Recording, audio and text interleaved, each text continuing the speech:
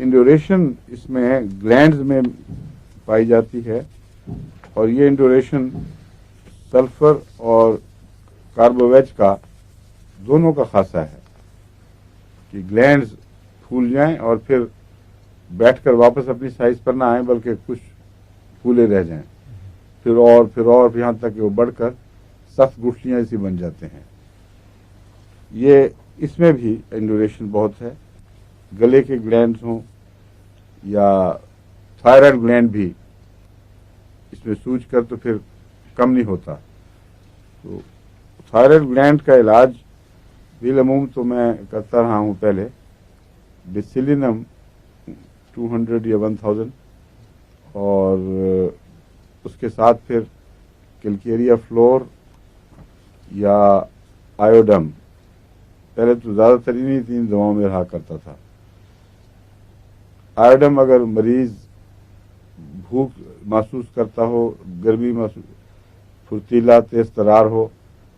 تو اس میں آیوڈین چوٹی کی دوا ہے۔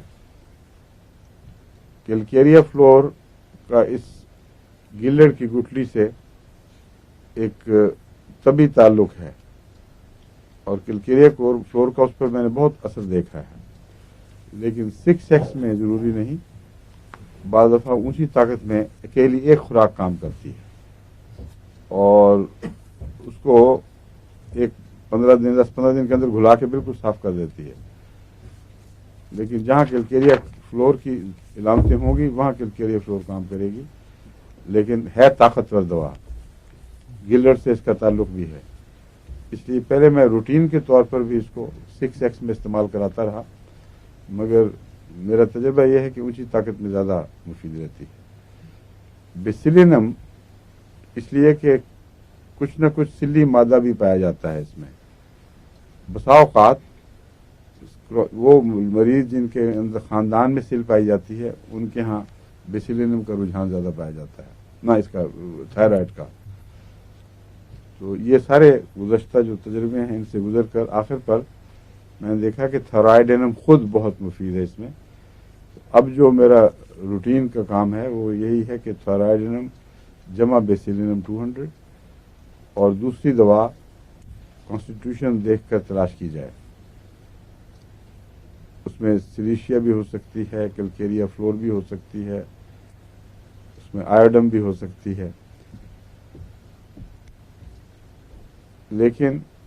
ایک احتیاط کرنی چاہیے کہ اس کی جو ٹاکسنز ہیں وہ بعض دفعہ بہت زہریلی ہوتی ہیں۔ اگر اس کو ٹال آرڈر مل جائے کہ جلدی ٹھیک کرو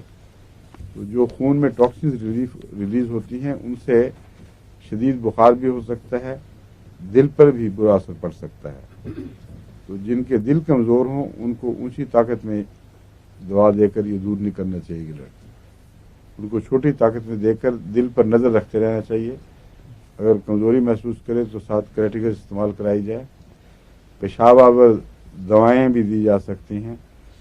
پانی کا زیادہ استعمال کروانا چاہیے، مگر